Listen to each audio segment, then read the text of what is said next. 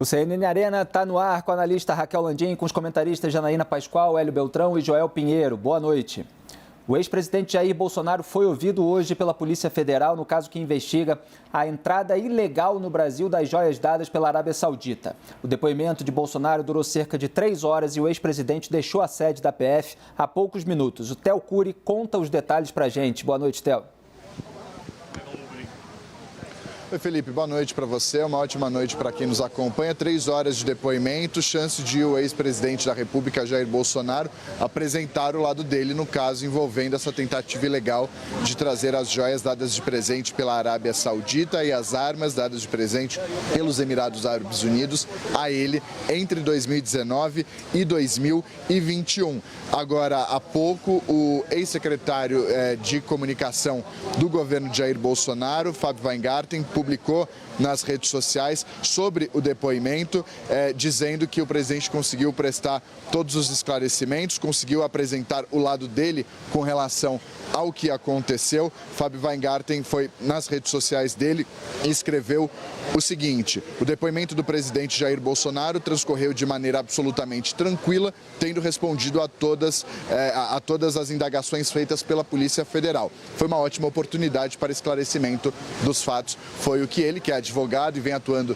também na assessoria de Jair Bolsonaro, agora como ex-presidente da República, publicou nas redes sociais. Jair Bolsonaro chegou por volta das 2 horas da tarde, o depoimento começou às 2h30, terminou agora às 5 horas e 35 minutos da tarde. Jair Bolsonaro já deixou a sede da Polícia Federal aqui na região central de Brasília. Oportunidade, então, de ele explicar essa tentativa ilegal de trazer 3 pacotes contendo joias, pingentes, relógios e canetas da Arábia Saudita, presentes da Arábia Saudita, para ele e para a ex-primeira-dama Michele Bolsonaro. 2 desses pacotes que foram incorporados ao acervo privado, ao acervo pessoal dele e que já foram devolvidas à agência da Caixa Econômica Federal aqui em Brasília, atendendo a uma determinação do Tribunal de Contas da União. E as armas, o fuzil e uma pistola, dados de presente pelos Emirados Árabes Unidos, foram devolvidos e estão aqui na sede da Polícia Federal, na região central de Brasília, também atendendo a uma determinação do TCU. Ao todo, de acordo com a apuração do Eli Jonas Maia, nosso produtor aqui na CNN, foram 10 depoimentos prestados hoje de maneira simultânea, 8 prestados aqui na sede da Polícia Federal em Brasília, entre eles o de Jair Bolsonaro, ex-presidente da República, outros 2 depoimentos em São Paulo e no Rio de Janeiro. O de São Paulo, de acordo com essa apuração da CNN, do tenente-coronel Mauro Cid, que foi ajudante de ordens de Jair Bolsonaro. Então, esses 10 depoimentos aconteceram de maneira simultânea, como uma tentativa de quebrar eventuais estratégias da defesa dessas pessoas que prestaram depoimento hoje à Polícia Federal. Felipe. Muito obrigado, Theo, pelas informações. Raquel Landim, boa noite. Você trouxe ontem aqui na CNN uma informação que hoje repercutiu muito na imprensa, que foi do ensaio que Jair Bolsonaro fez com 3 advogados. Parece que durou 2 dias. Conta pra gente como é que isso ocorreu. Felipe, ontem o presidente Jair Bolsonaro ele estava reunido, né, com uma equipe. A gente comentou sobre isso no WW, né? Estávamos eu, você e o Caio, com uma equipe de advogados. Era o Daniel Tesser, o Paulo Amador da Cunha Bueno e o Fábio Weingarten. O Fábio é advogado, mas ele é principalmente o principal assessor, articulador, coordenador de comunicação e de redes sociais do Jair Bolsonaro. Tanto que hoje em dia, tudo que você bate no PL e pergunta sobre Jair Bolsonaro, eles te encaminham para o Weingarten. Ele está encarregado de toda a estratégia de comunicação do presidente. Então, é um porta-voz nas redes sociais, na prática. Sim, e ele também se encarrega dessa comunicação no Twitter, né? Ele foi postando todas as defesas de Jair Bolsonaro, quando ele entregou as joias, ele fez essa interlocução com o público externo, porque o Bolsonaro está muito quietinho, né? Excepcionalmente quietinho, ao contrário do Trump ontem, por exemplo, que prestou depoimento, depois se postou ali naquele púlpito, falou um monte, desabafou. O Bolsonaro não, ele está com uma estratégia de ficar muito quieto. Informação que estava agora tentando conversar com eles, eles só falam, não, foi ótimo o depoimento, teve oportunidade de prestar esclarecimentos, mas ele ficou aí durante pelo menos esse 1 dia e meio se preparando, e a versão que ele pretendia dar é aquela que ele já vem trazendo publicamente, principalmente através do Weingarten, de que foi tudo registrado, de que só veio a público porque ele deixou os registros, de que estava colocando isso no seu acervo pessoal. Esse que é o problema, colocar no acervo pessoal, não é ter ou não o registro de entrada desse material para qualquer acervo, né, que muitas vezes é usado com uma maneira genérica para camuflar ali essa questão de ser o acervo privado, deixar a hipótese na interpretação de ser o patrimônio público da União, o que não é verdade nesses casos dos estojos de joias. Joel, eu sempre tive a impressão de que quem precisa de ensaio é ator, você não? Pois é, né? Se ele tem simplesmente uma versão verdadeira e que o inocenta completamente, se ele é realmente inocente de verdade, também não entendo por que tem que ensaiar tanto e testar tanto e testar diferentes perguntas e tudo. Se tudo o que aconteceu foi dentro da lei e ele é totalmente inocente, qualquer que seja a pergunta, ele não precisaria ensaiar nada e se sairia bem. Agora, eu levanto sempre nessa discussão toda que me parece que grande parte do que vai ser interrogado ali vai levar para uma área cinzenta da lei brasileira, no qual não vão conseguir botar crime no Bolsonaro nesse caso, né? Que foi todos esses kits que estavam com ele. Armas, relógio, terço islâmico, enfim, toda uma série de joias que estavam com ele, valores bastante altos, coisa de centenas de milhares de reais. É claro que é moralmente questionável um chefe de Estado aceitar isso e ficar com ele depois da presidência, mas até agora, por tudo que foi discutido e pelo que eu entendi, sim, o que deveria ir para o acervo pessoal são itens personalíssimos, mas não tinha nenhum critério objetivo ali que determinasse que certos tipos de item configuram ou não configuram os tais itens personalíssimos e que cabia ao próprio mandatário assinar ou escolher uma ou outra categoria. Ele declarou o recebimento desses bens, né? Eles estavam ali, tinham sido marcados, tinham ido para o acervo pessoal desses. Me parece que não vai ter um problema, não vão conseguir assim, botar o dedo e dizer isso aqui foi crime na conduta dele, por mais imoral, sim, que possa ter sido.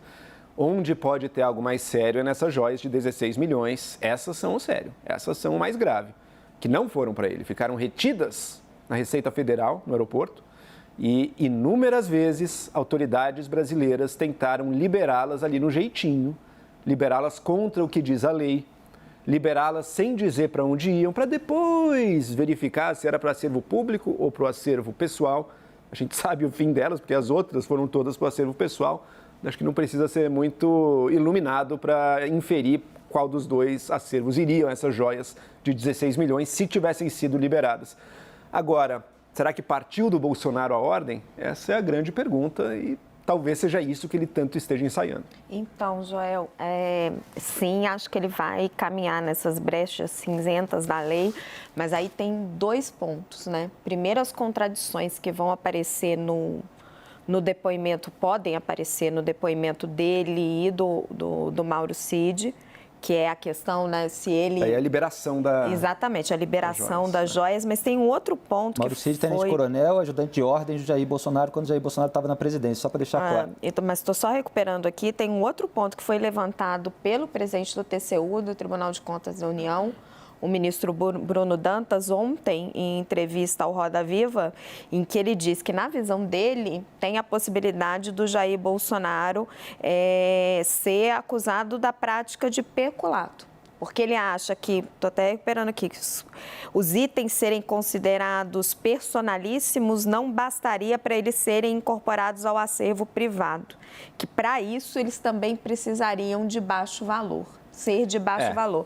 Então, acho que vai render aí um pouco mais de discussão jurídica, pelo menos na visão do Bruno Dantas. Uma joia de 400 mil reais não há de ser de baixo valor. Não, certamente que não. E só registrando que em todas aquelas iniciativas para reaver, para resgatar as joias que ficaram retidas na alfândega, as joias avaliadas em 16 milhões e meio de reais, nunca houve uma iniciativa que deixasse claro que o encaminhamento seria para o patrimônio público da União. Pelo contrário, as primeiras iniciativas todas eram para incorporação no acervo pessoal. Depois de várias tentativas frustradas, houve ali uma espécie de libera aí, depois a gente vê para qual acervo que vai. Mas nunca se cravou, nunca se deu essa determinação muito clara. E havia ali um documento que foi encontrado pelo Estadão na primeira revelação, de que o Mauro Cid encaminhou ali o sargento... Jairo Moreira da Silva, isso mesmo, Jairo Moreira da Silva, que foi de Brasília até São Paulo, para atender demandas do presidente da República, na época Jair Bolsonaro. Então você tem um documento dizendo que ele foi de Brasília a São Paulo para isso, e a única coisa que ele fez em São Paulo foi tentar resgatar essas joias da Receita Federal. Então é por isso que a apuração indica a tendência de que Mauro Cid confirme que a ordem veio de Jair Bolsonaro nesse caso. Mas a gente está falando de 3 episódios diferentes, né? Mas que estão dentro do mesmo contexto. A tentativa de resgate das joias retidas, o primeiro estojo, que incluía aquele relógio Chopard, avaliado em dezenas de milhares de reais, e o segundo estojo, que incluía um relógio Rolex avaliado em centenas de milhares de reais, mais de 360 mil reais. Esses 2 estojos somavam ali por volta de 1 milhão de reais em objetos de valor, mais os 16,5, daí quase 18 milhões de reais envolvidos nessa questão. O Bolsonaro está a caminho do condomínio onde mora, no Jardim Botânico, em Brasília, e o Leandro Magalhães acompanha e conversa com a gente. Oi, Leandro.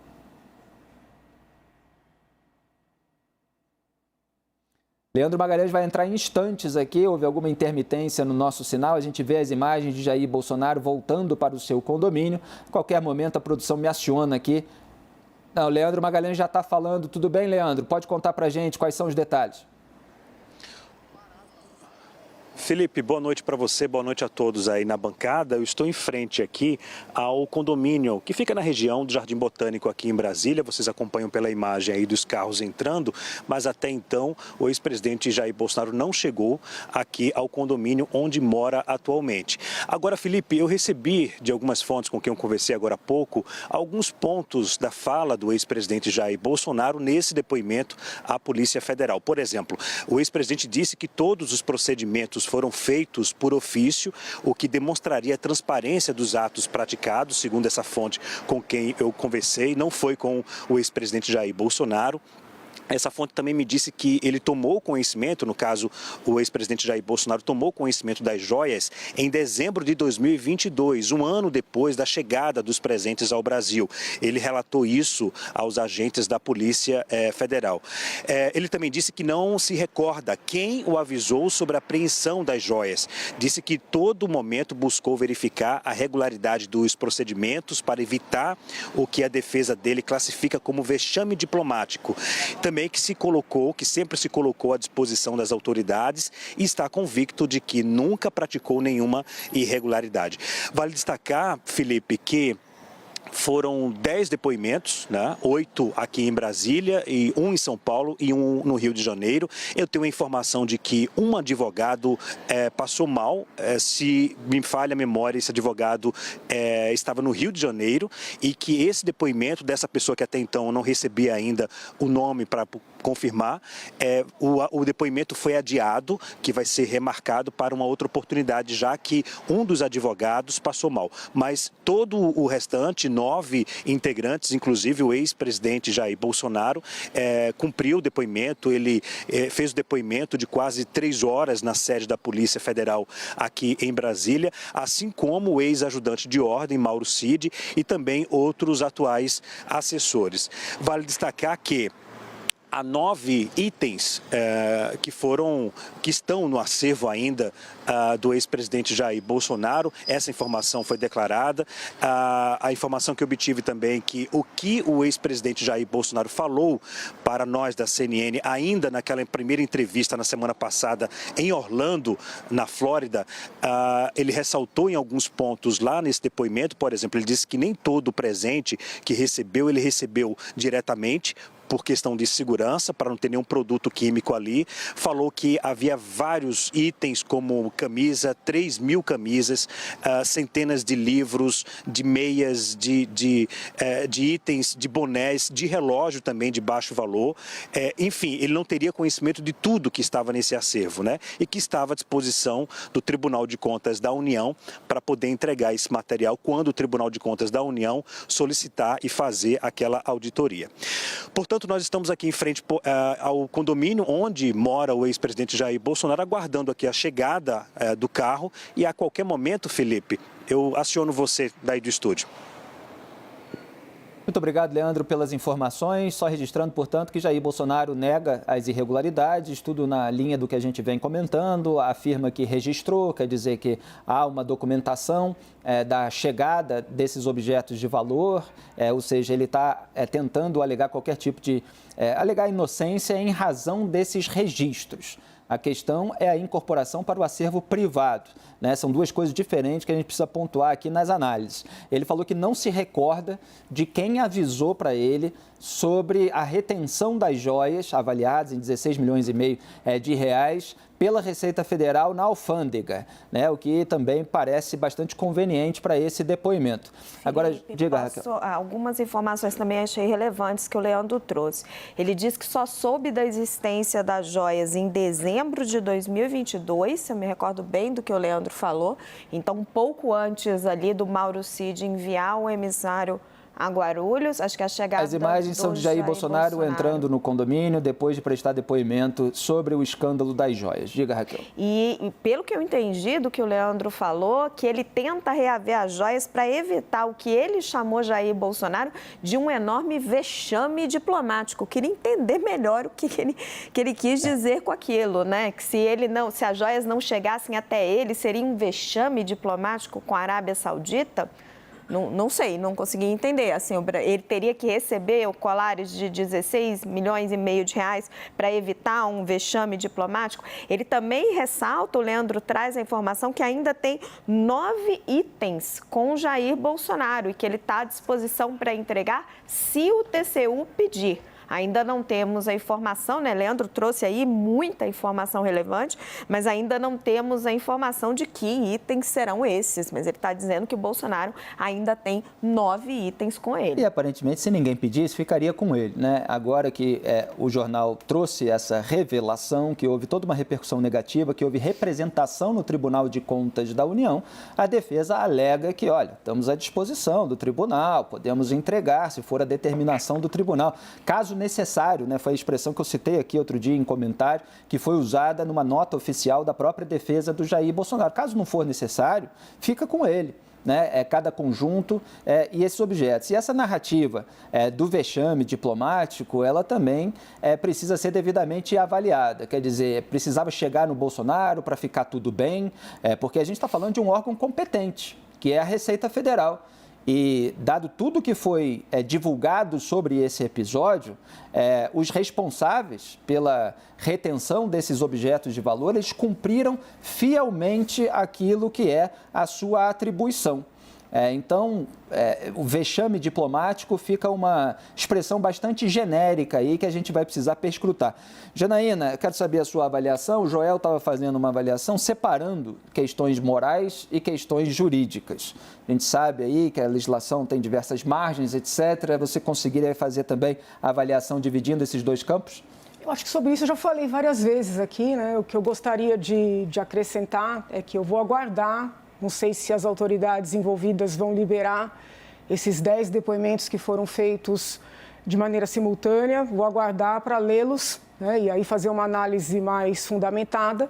Agora, na condição de advogada e de advogada que integrou o Conselho da OAB por 6 anos, eu me sinto no dever de dizer, né, que os advogados, eles têm autonomia, têm liberdade de escolher a maneira como vão trabalhar as defesas dos seus respectivos clientes, sejam eles culpados, inocentes, né? Até porque até que haja uma condenação definitiva, são inocentes.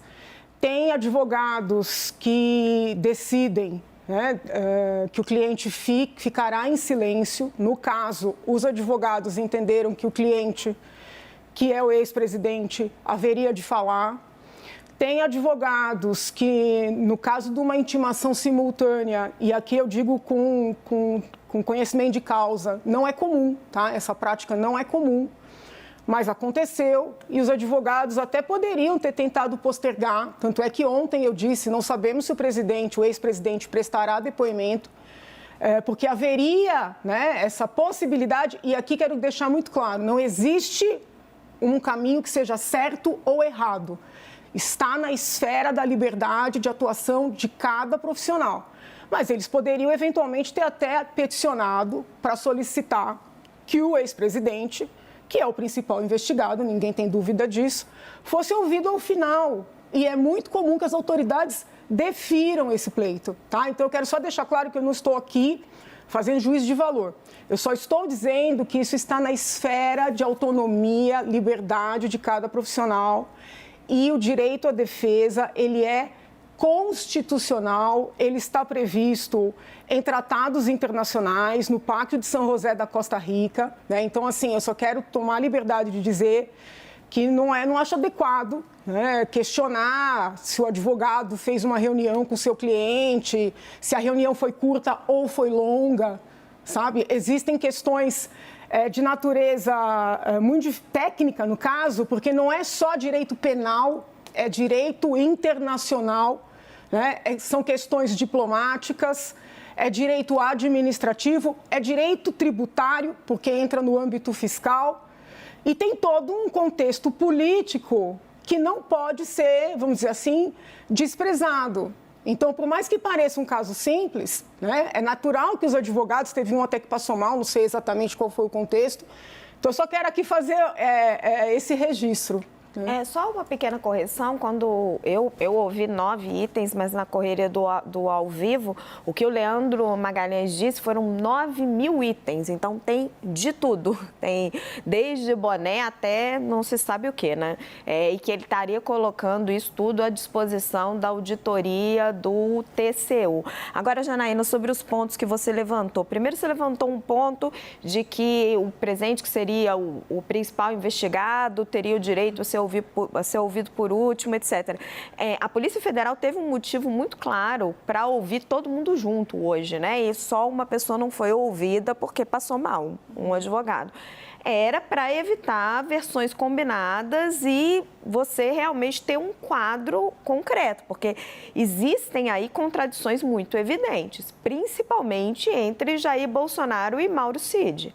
Quem é que mandou o tenente-coronel ir ao aeroporto de Guarulhos, evidentemente pressionar o funcionário, o servidor da Receita Federal? Tem vídeo com isso. Então, ele pressiona o servidor com um documento no celular. O sargento Jairo, no caso, que é o auxiliar do Mauro Cid. Com um documento no celular, algo sem nenhuma validade, para que ele entregue um colar de 16 milhões e 500 mil reais. Então, assim, não se tem dúvida de que ali está sendo cometida uma irregularidade grave. Eu acho que eles estão apurando. Exato. Eu acho que se não houvesse dúvidas, não haveria inquérito. Então eles estão apurando. O motivo para se ouvir Bolsonaro e Mauro Cid juntos é exatamente para você poder pegar do ponto de vista dos investigadores qualquer eventual contradição, para que eles não combinem versões. Isso é um ponto.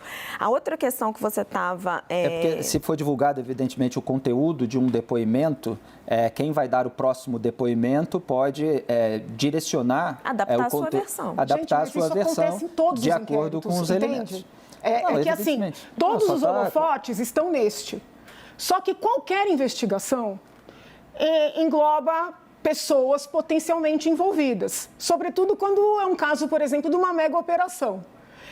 O que eu estou tentando dizer é que os advogados, na minha percepção, e veja, não existe certo ou errado, eles até foram muito solícitos, porque eles não tentaram postergar esse depoimento, que seria algo lícito, que seria algo, inclusive, normal no dia a dia da advocacia. Pegar mal, mas seria totalmente lícito. Mas é normal, entendeu? Claro. Então, assim, potenciais contradições ocorrem em quaisquer casos. E as contradições ocorrem quando há pessoas culpadas envolvidas e todos os estudos sobre depoimentos e testemunhos mostram que as contradições também ocorrem quando há pessoas inocentes sendo investigadas ou processadas. Não duvido disso. Eu Entendeu? estava pontuando os motivos da Polícia Federal para questioná-los juntos. E você também pontuou a necessidade, né, de reunião com os advogados, 1 dia e meio de ensaios, etc. O que a gente estava questionando aqui e comentando no início do programa é evidente que todo mundo que vai prestar um depoimento precisa se reunir com seus advogados, precisa se preparar, são aspectos jurídicos complicados, etc. Desculpa. Enfim, e os profissionais reunidos ali são todos advogados. Mas o Fábio Weingarten é um especialista em comunicação, em redes sociais. Então, ele tinha um papel ali na preparação do Jair Bolsonaro que vai além do papel estritamente jurídico, né? Ele prepara também uma narrativa de comunicação. Era isso que a gente estava pontuando. E são fatos, né? A gente aqui sempre analisa em cima dos fatos, não espera resultado de processo judicial para apontar o que a gente avalia sobre cada fato, né? Isso seja com Lula, seja com Bolsonaro, seja com qualquer político, qualquer autoridade pública.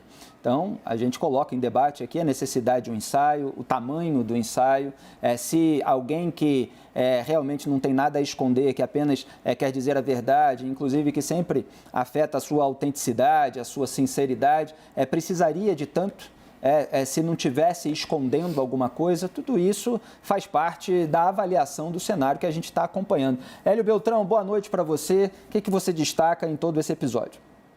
Boa noite, Felipe, Janaína, Raquel, Joel. Felipe, olha, nesse ponto aí eu acho que eu discordo um pouco de você. Eu acho que a preparação é perfeitamente normal, ela é até muito profissional. Você está num momento sério, no caso, um julgamento moral, político, eventualmente criminal e tal, então a preparação é absolutamente normal. Eu acho até que se o ex-presidente Bolsonaro tivesse, ao longo do governo, se preparado mais em comunicação, o governo poderia ser diferente. Então, eu acho que é muito boa essa preparação. Quanto à questão em si, né, assim, a gente já discutiu aqui que a gente tem no Brasil uma regra muito ruim de que o próprio presidente ou um servidor que recebe um presente pode ir lá ter uma liberdade para optar dentro de algumas regras um pouco subjetivas, se aquilo vai ficar com ele, vai ser incorporado ao seu próprio patrimônio, ou se vai ser incorporado ao patrimônio público, e depois o TCU avalia, muitas vezes, muitos anos depois, se aquilo tem que ser devolvido ou não. Eu acho que isso aí é uma grande fonte de problemas, né, que foi explorado nesse caso, eu acho, né, essa subjetividade, sem dúvida, me parece que foi explorada pelo Jair Bolsonaro, no sentido de, quem sabe, ficar com essas joias super valiosas, o que é, sem dúvida, uma imoralidade se ocorresse. Então, tem muito a explicar aí nesse depoimento, Felipe. Agora, a gente também mencionou ontem uma pesquisa do Datafolha que perguntou se o Jair Bolsonaro deveria ser, se a pessoa considerava que ele deveria se tornar inelegível por conta das críticas que ele fez às urnas eletrônicas, e o resultado foi muito parecido com o resultado da eleição, o que me indicou, né, que ele ainda não perdeu popularidade por conta desse caso das joias, né? Vamos ver o que vai sair dessa investigação, né, porque aí pode mudar essa avaliação do público. Só para deixar claro, muitas vezes eu provoco vocês aqui, porque é a função do âncora para extrair avaliações, etc. Às vezes vocês discordam das perguntas que eu faço, né, sem que eu detalhe aqui qual é a minha posição, o meu comentário. O que eu acredito a respeito desse caso, já aproveitando, é o seguinte: só é necessário que haja tanto tempo de reunião de Jair Bolsonaro com 3 advogados, um deles o responsável pela comunicação, o porta-voz nas redes sociais de Jair Bolsonaro, porque as coisas não foram bem feitas antes. Então, é preciso ter uma estratégia de defesa num caso que tem elementos já de antemão comprometedores, porque os fatos que a gente dos quais a gente tem ciência, eles já comprometem Jair Bolsonaro do ponto de vista político, moral ou administrativo. E aí cada um faz o seu juízo de valor. Quer dizer, recepção de presentes em missões diplomáticas já foi tema de escândalo em governos anteriores. Como você, Hélio, já colocou tantas vezes aqui, envolvendo Lula, Dilma Rousseff, etc., embora os valores aparentemente não fossem tão exorbitantes. Então, a necessidade de todo esse tempo, ela deriva de um comportamento que, na minha avaliação, foi feito de uma maneira inadequada. E aí deixou tanta brecha para toda essa confusão e para uma investigação, para ver se existe uma responsabilidade jurídica. Porque, do meu ponto de vista, em termos de incompetência, em termos de imoralidade nessa conduta, porque essa linha muitas vezes é tênue. Se a pessoa ela não tem competência, né? Se a gente trata de uma maneira paternalista, presidente da República, como se fossem pessoas com dificuldade cognitiva ou com dificuldade de compreender determinados cenários, fica muito complicado, tem que ser tratado como adulto. E adulto precisava incorporar ao patrimônio público todos esses objetos e não tomar iniciativa, né, para atender demanda do presidente, para ir liberar joias na Receita Federal, quer dizer, tudo feito de uma maneira muito sorrateira. Joel Pinheiro, diga. Queria comentar uma coisa breve aqui, Felipe, refletindo também sobre o que a Raquel trouxe, né, da informação de que talvez pelo valor dos presentes que ele tinha mantido e que estavam com ele, isso já configure um crime, né, porque não estaria dentro ali do baixo valor da lei.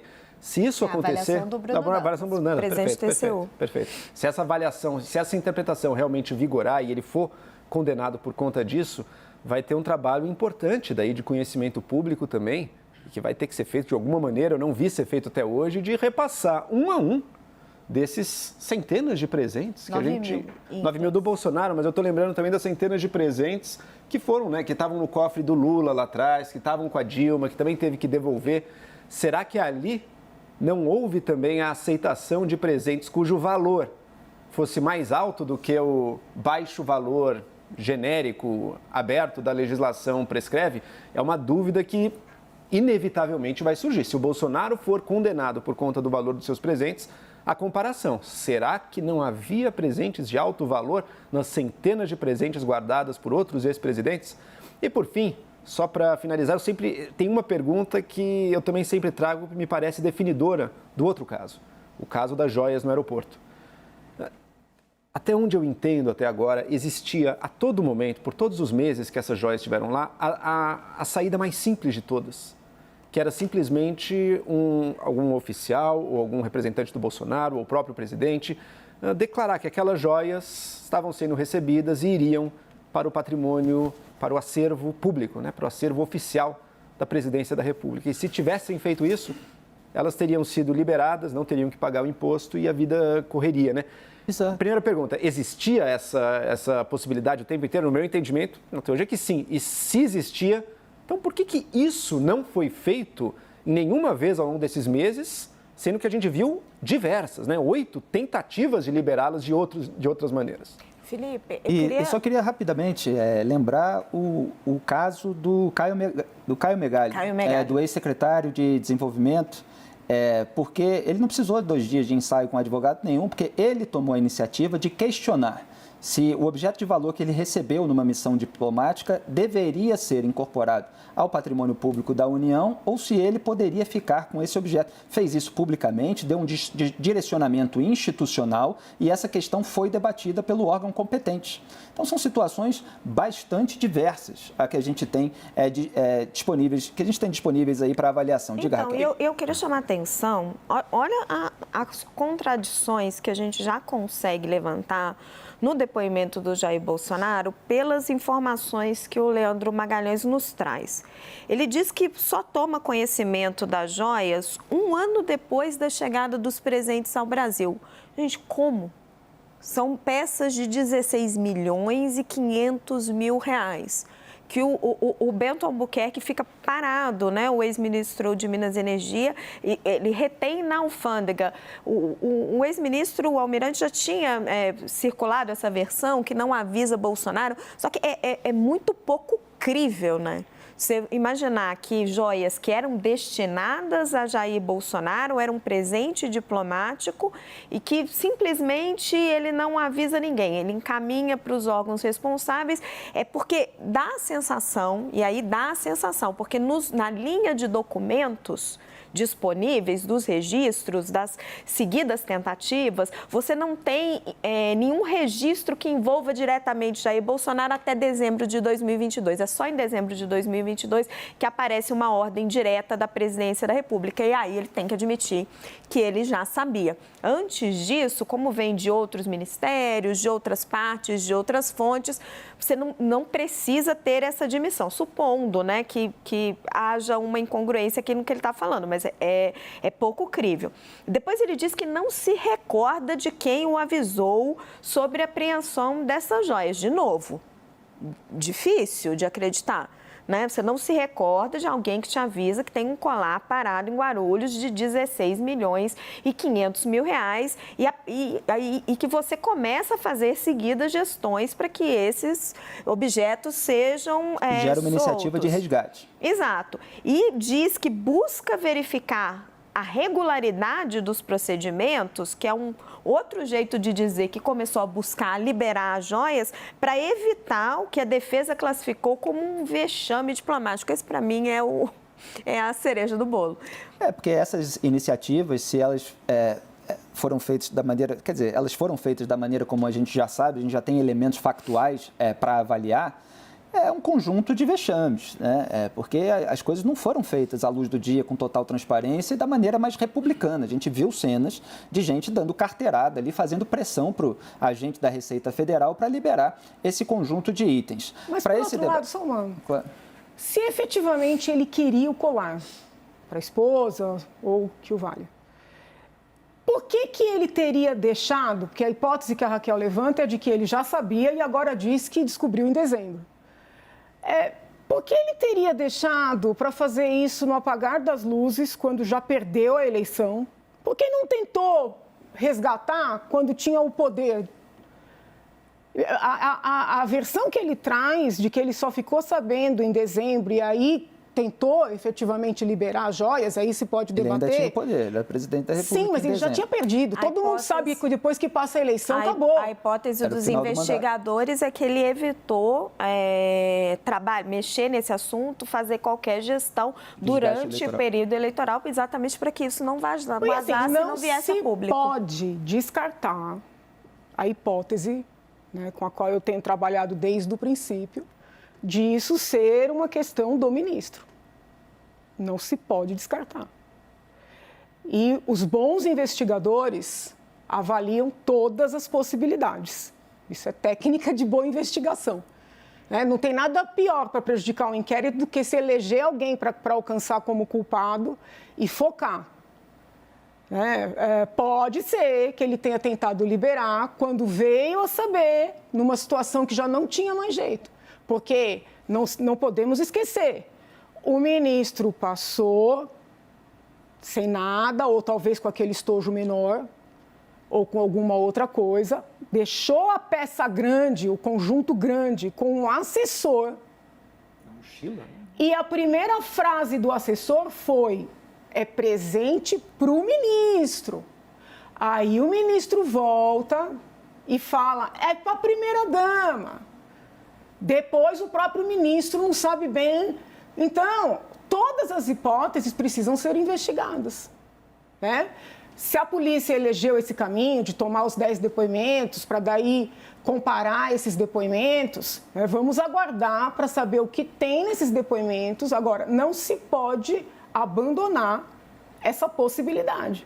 É evidente que nenhuma possibilidade pode ser abandonada, mas o almirante Bento Albuquerque, enfim, tem uma série de serviços prestados.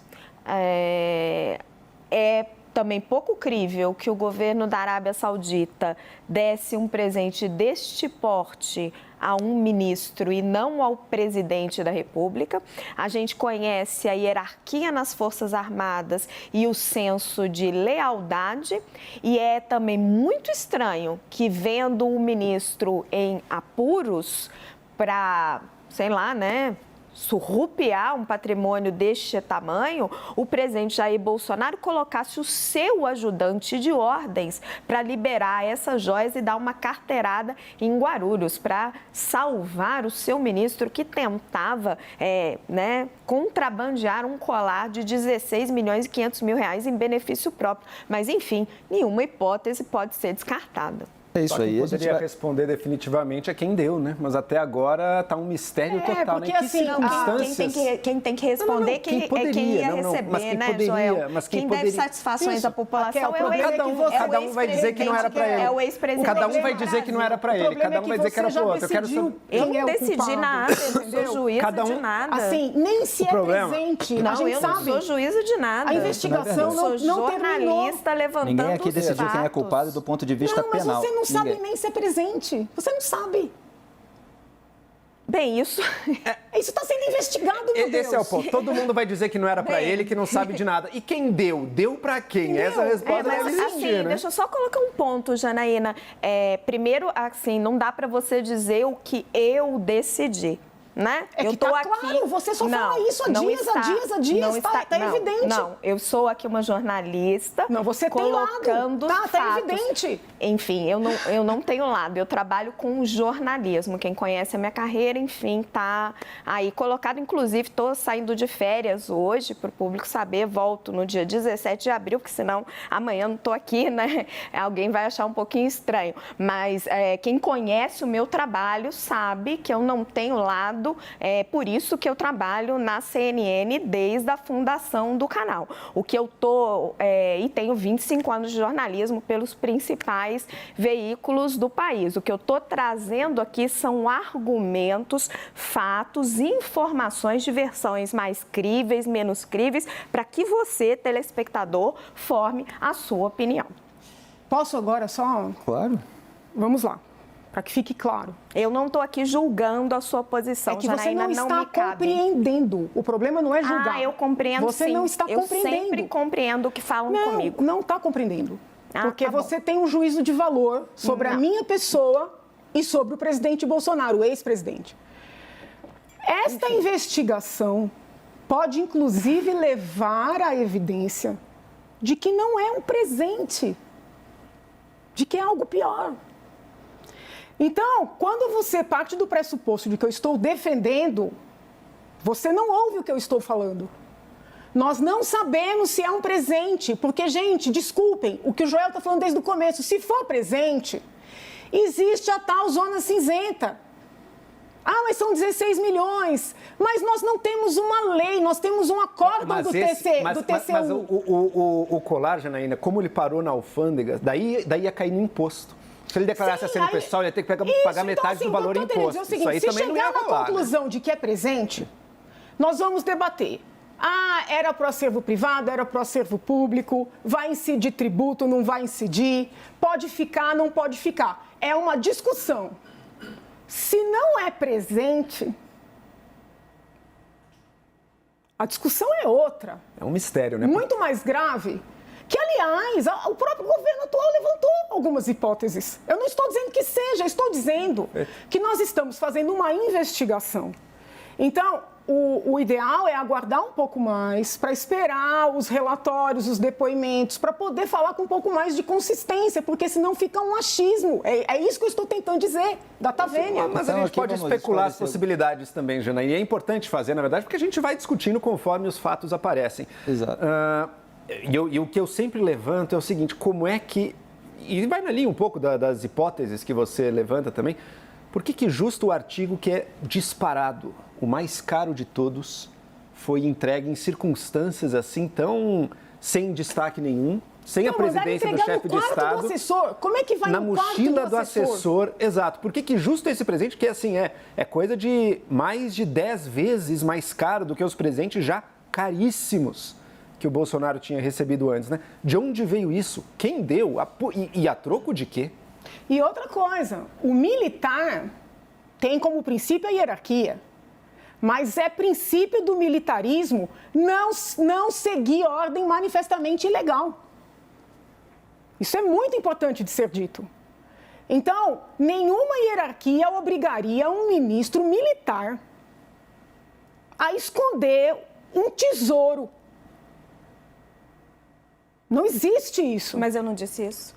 Em nenhum momento eu disse isso. Não, você só falou que ele segue a hierarquia, ele presta serviços. Eu disse que na hierarquia é muito forte e que é difícil acreditar nas seguintes hipóteses, certo? Que o almirante Bento Albuquerque, que até este momento, né, até este episódio, tinha um passado ilibado, eu acho que ele deve muitas explicações à sociedade, sim, mas que existe uma hierarquia militar, foi isso que eu disse, e que é difícil acreditar, trabalhando com os fatos, que é com que eu trabalho, depois de tudo isso ter acontecido, se fosse uma responsabilidade exclusiva do ministro, se ele estivesse fazendo uma contravenção, Jair Bolsonaro mandasse, né, existe uma ordem, um documento da Presidência da República enviando um oficial. Existe um vídeo em que esse oficial fala com Mauro Cid. Então, que todo esse staff da Presidência da República fosse ao aeroporto de Guarulhos para livrar, é uma hipótese, para livrar o ministro de um problema criado por ele mesmo. Foi isso que eu disse, nada além disso. Olha, só preciso pontuar uma coisa, ninguém aqui fez juízo de valor sobre a pessoa que está aqui na bancada participando do programa, a gente está avaliando os fatos, há divergências que vão aparecer naturalmente em todos os debates aqui colocados. Esse programa muitas vezes mistura também pessoas de formações diferentes, de áreas diferentes, então temos jornalistas, temos bacharéis em direito, em filosofia, empresário, que fazem análises econômicas, que fazem análises jurídicas, que fazem análises políticas e tudo isso, dada a multiplicidade das pautas, vai se misturando. Mas no jornalismo, como a gente faz há décadas, eu, Raquel Landim, a gente vai avaliando, raciocinando em cima dos fatos e apontando a credibilidade de alegações sempre, conforme os fatos vão aparecendo na imprensa, conforme os fatos vão aparecendo nos depoimentos oficiais dados pelas pessoas. Então, a gente não espera o resultado final de um processo judicial para fazer análises que são, muitas vezes, de outras categorias, não da categoria jurídica. É da categoria da competência administrativa, é da categoria da conduta pessoal, do que deveria ter sido feito, é da categoria cognitiva, é da categoria moral, é da categoria política e de várias outras. A gente faz isso desde sempre com todas as investigações, seja investigação sobre o campo bolsonarista, seja investigação sobre o campo lulista, seja sobre os tucanos, seja sobre o MDB, seja sobre qualquer partido político, porque é assim que se faz jornalismo. A gente vai raciocinando em cima dos fatos para que o espectador forme o seu juízo a partir de interpretações diferentes. Então, é isso que a gente vai continuar fazendo. E muitas vezes a gente discorda do próprio veredito de determinados processos judiciais. Até ministros do Supremo Tribunal Federal. Você tem processo que termina em 7-4, por exemplo, e muitas vezes alguém aqui da bancada concorda com os ministros que foram votos vencidos. Então, resultado de processo judicial, e eu estava falando isso ontem no WW, não fecha a questão em todos os campos que ela abrange. E muitas vezes já tive que falar isso diante de uma intervenção de pessoas da área do direito, de um viés diferente, e repito aqui, ele não fecha a questão, o processo e o seu resultado sobre as questões políticas, morais, sobre aquilo que a gente pode tirar de lição, inclusive, sobre determinados episódios, em termos culturais, para o futuro do país, para aquilo que deve ser colocado como trava, como legislação, etc. Então, a gente busca extrair tudo que a gente pode a partir dos fatos consumados. E só para deixar claro, eu vou puxar aqui uma conversa com o Gustavo Sampaio, jurista e professor de Direito Constitucional na Universidade Federal Fluminense, dizendo o seguinte: ninguém aqui da bancada, em nenhum momento, aliás, pelo contrário, cravou a culpa jurídica e que Jair Bolsonaro vai ser declarado culpado no final desse processo. Pelo contrário, o Joel já começou dizendo que ele acha que nessas margens das leis o Jair Bolsonaro pode se escorar e pode ser que ele o processo não resulte em responsabilização e punição para ele. Então, nesse ponto, todo mundo acha que há aí questões sensíveis que precisarão ser avaliadas pelos investigadores e por aqueles que forem julgar o caso nos seus finalmente. O que a gente já tem são alguns pontos de vista em grau diferentes no âmbito moral, no âmbito político, no âmbito administrativo, investigativo, cada um faz a sua crítica dentro daquilo que realmente acredita, em graus diferentes. Isso aparece aqui na bancada, é um mosaico que o espectador tem para tirar as suas próprias conclusões. Queria perguntar ao professor o que ele acha, então, do ponto de vista jurídico. Realmente há aí já elementos suficientes para um enquadramento? Precisa aparecer elementos novos? E quais são as hipóteses que poderão ser confirmadas na prática e do que elas dependem ainda nessa fase de investigação? Boa noite, seja bem-vindo. Nenhuma coisa nem outra, Felipe. Boa noite a você também, boa noite a todas e a todos que se encontram na bancada e nos acompanhando neste momento. Alegações há de todo lado, nós temos observado isso, invocações, teses há de todo lado e fatos para todo lado também. O que importa agora é como os investigadores, como o aparato de Polícia Federal, vai fazer a devida relação de causalidade entre todos esses fatos e todos esses elementos. Porque há uma questão aqui a salientar, Felipe. A ninguém é dado o dever de fazer incriminação contra si mesmo. Ninguém é obrigado, num depoimento perante a autoridade de polícia, sendo essa pessoa investigada, a falar contra si. E como são vários os atores dessa cena possivelmente criminosa de ingresso irregular, de algum bem de alto valor no território brasileiro, cada um está naturalmente depondo no sentido de preservar a sua própria imagem perante aqueles investigadores. Fatos aos mais diversos. O trabalho do investigador agora é o mais difícil de todos, porque a Polícia Federal precisa coligir todos esses elementos, coaduná-los, verificar a união e as contradições possíveis entre esses fatos e elementos para chegar a respostas imparciais, claras e lógicas a respeito disso tudo. Senão nós vamos permanecer no pântano das incertezas. E por isso o primoroso trabalho da Polícia Federal, Felipe. A Polícia Federal no Brasil é uma instância de investigação de alta complexidade, mas de alta capacitação. De maneira que eu estou certo que ao final desse apuratório nós teremos conclusões mais próprias. E note, Felipe, essas conclusões não vão levar a condenações ou absolvições naquele momento. A polícia apenas investiga. Ao final do inquérito, vai se preparar um relatório. E a autoridade de polícia, que no caso é o delegado de Polícia Federal, neste relatório vai dizer o que ele pensa a respeito de todos os fatos e da investigação, indiciando ou não indiciando uma ou mais pessoas, inclusive o presidente da República, possivelmente, por um ou mais crimes. E ali não se condena ninguém. Ali se tem indiciamento e relatório da investigação.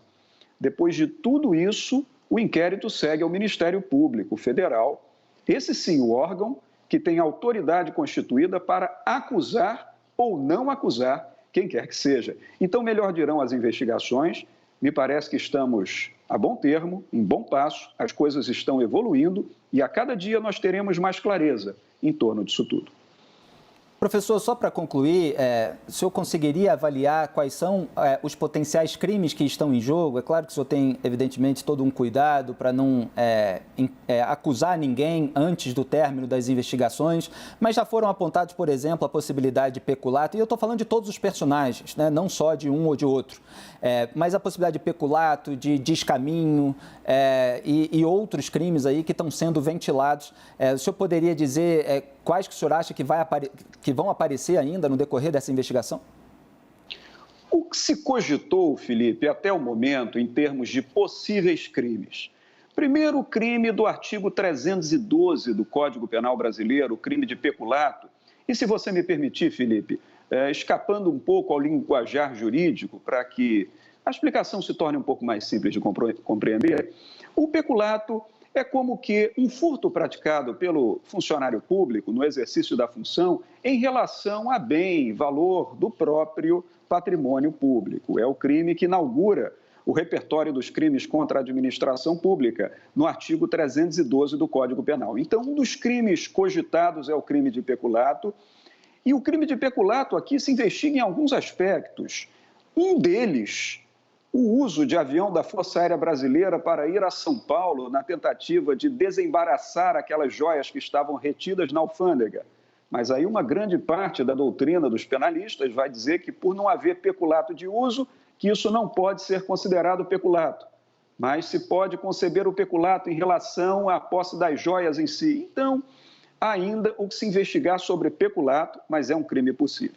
Um outro crime, Felipe, aventado, é o crime do artigo 321 do Código Penal Brasileiro, o crime de advocacia administrativa, que ocorre sempre que o funcionário público, na condição de funcionário público, age como tal para patrocinar interesse de terceiro, interesse de alguém perante a administração pública na condição de funcionário público.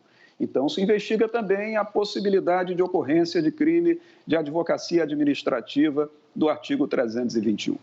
Bem, como também se falou muitas vezes que não se tratava de patrimônio público, que aquelas joias não integrariam o acervo nacional, embora, é claro, parece-nos claro que pelo valor ela pertence ao Brasil, a nenhuma pessoa física ou natural, mas ao Brasil, mas se realmente aquele era um pertence particular, ele não poderia ter sido desviado da tributação no ingresso em território brasileiro, como estava acontecendo na medida em que estava dentro de um malote que o próprio ex-ministro de Minas e Energia dizia não saber o que havia dentro.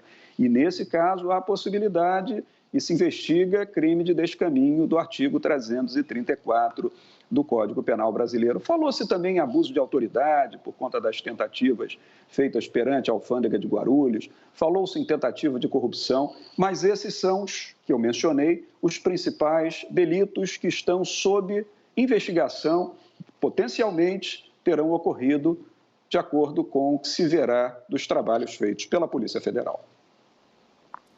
Muito obrigado pela participação, Gustavo Sampaio, aqui professor, jurista, mais uma vez no Arena. Muito obrigado, seja sempre bem-vindo.